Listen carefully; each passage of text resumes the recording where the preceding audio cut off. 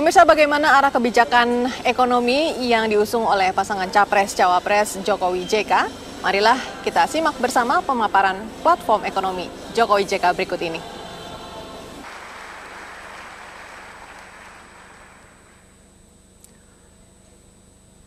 Assalamualaikum warahmatullahi wabarakatuh. Selamat malam, salam sejahtera untuk kita semuanya.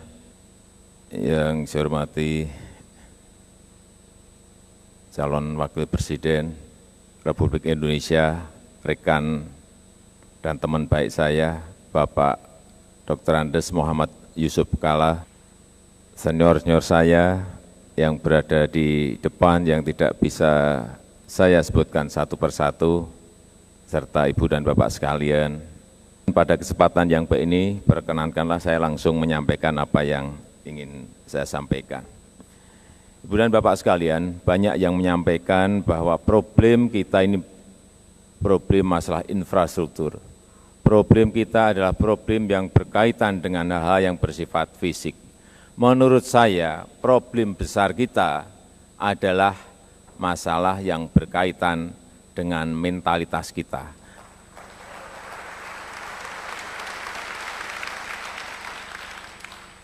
Percuma kita memiliki kekayaan yang sangat luar biasa, tetapi kita kedodoran di bidang yang namanya budaya kerja, etos kerja, karena memang itu tidak disiapkan dari sejak awal.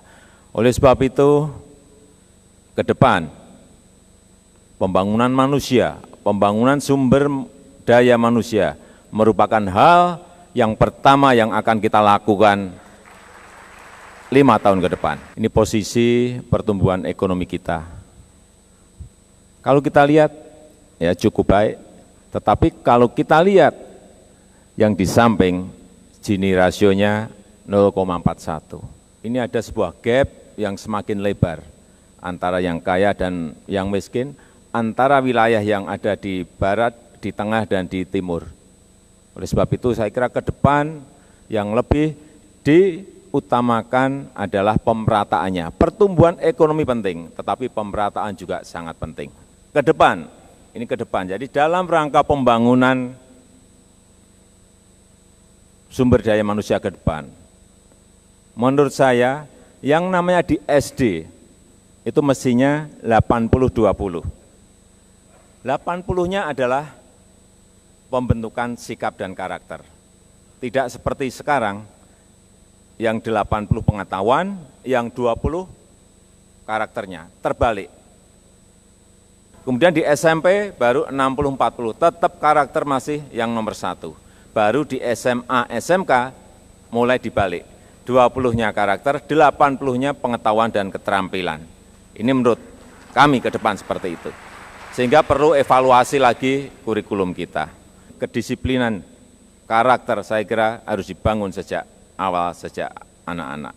Disiplin ini juga harus segera kita perbaiki lagi, karena ini akan menimbulkan sebuah produktivitas yang tinggi. Ini larinya ke ekonomi nanti. Karena kalau manusia-manusia Indonesia itu karakternya baik, disiplinnya baik, akan muncul sebuah produktivitas. Produktivitas ada akan memunculkan daya saing. Ini yang sering dilupakan oleh orang. Dan mental-mental seperti ini akan muncul kalau kita lihat seperti di gambar. Ada etos kerja, ada budaya kerja yang baik, karena memang sejak kecil sudah dibangun yang namanya karakter, budaya kerja, etos kerja, dan etika. Jadi jangan dipikir bahwa yang namanya pendidikan itu tidak ada hubungannya dengan ekonomi, bahwa pembentukan karakter itu tidak ada hubungannya dengan ekonomi. Ada, saya pastikan ada. Kemudian yang saya lihat, kalau kita lihat negara-negara yang meloncat maju, selalu di dalam kotanya, setiap kota yang saya puteri, baik di Jerman, baik di Korea, di Singapura, di Jepang, semuanya ada yang namanya teknopark. Selalu teknologi itu diberikan tempat, teknologi selalu diberi ruang, teknologi selalu diberi tempat yang paling baik, teknologi apapun.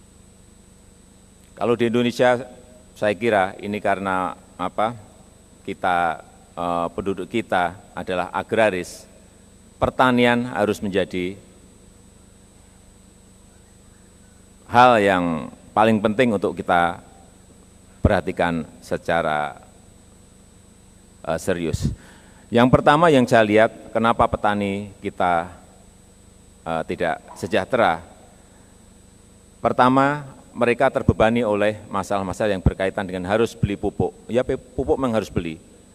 Berkaitan dengan pestisida yang mereka harus beli. Berkaitan dengan bibit yang juga harus dibeli. Kalau kita ingin mensejahterakan petani, mestinya mereka jangan dibebani oleh hal-hal yang tadi saya sampaikan.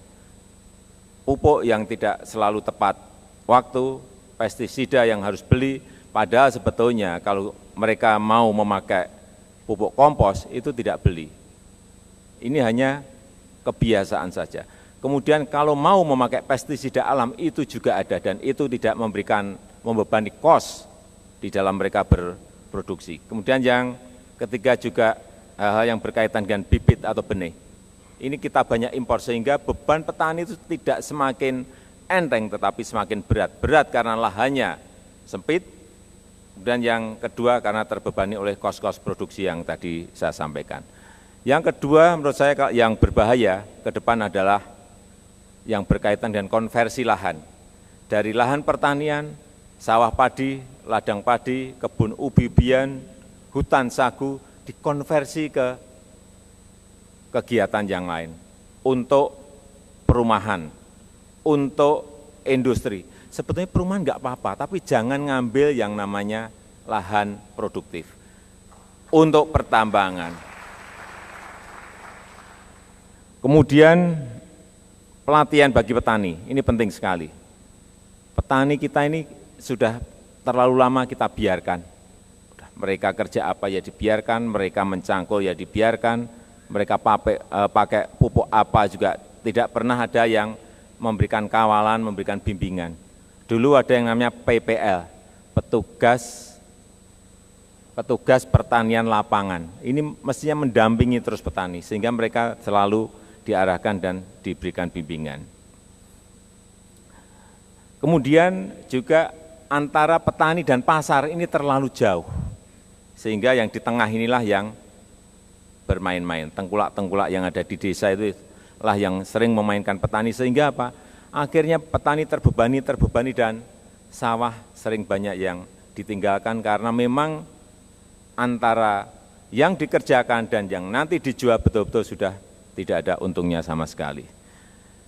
Yang keempat, bank yang khusus untuk petani, ini kita juga tidak memiliki, sehingga petani banyak yang kena ijon, kecil-kecil mungkin hanya 1 juta, hanya 1,5 juta, tetapi mereka terkena ijon karena mereka tidak mempunyai akses untuk masuk ke permodalan, sehingga bank petani diperlukan.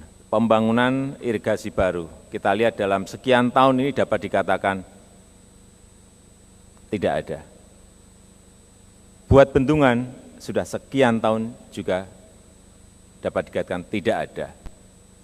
Sebab itu ke depan kita mentargetkan ada 25 bendungan yang akan kita bangun. Tentu saja komplit dengan irigasi sampai ke sawah. Kita pernah berbicara rice estate, pernah berbicara mencetak sawah baru, tetapi kalau bendungannya tidak dibangun, airnya dari mana? Pertanyaannya, mestinya bendungannya dulu, irigasinya dikeluarkan, baru sawahnya yang bisa dikerjakan, tidak dibalik-balik. Membuat sawah, airnya dari mana? Bendungannya ada di mana? Ini semua perencanaan lama, ada kurang lebih 74 bendungan yang harus dikerjakan, tetapi belum ada satupun yang jadi. Kalau kita berangan-angan swasembada pangan, swasembada beras, kalau infrastruktur dasar bagi pertanian tidak dikerjakan, jangan bermimpi, jangan bermimpi, jangan bermimpi. Pemirsa tetaplah bersama kami, jangan kemana-mana, pemaparan platform ekonomi Jokowi JK masih akan kembali sesaat lagi.